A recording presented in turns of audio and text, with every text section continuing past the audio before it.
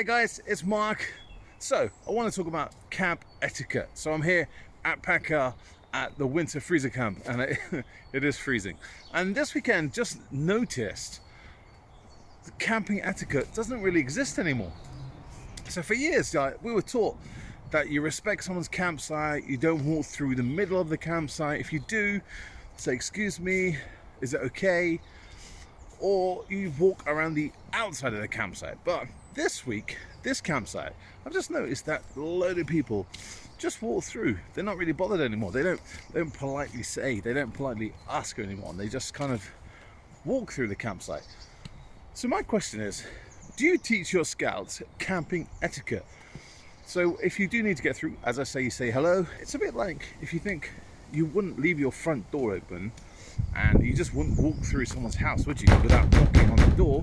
Or if you have a key, you ring a doorbell and then open it. So just think, guys, camping etiquette, just be polite.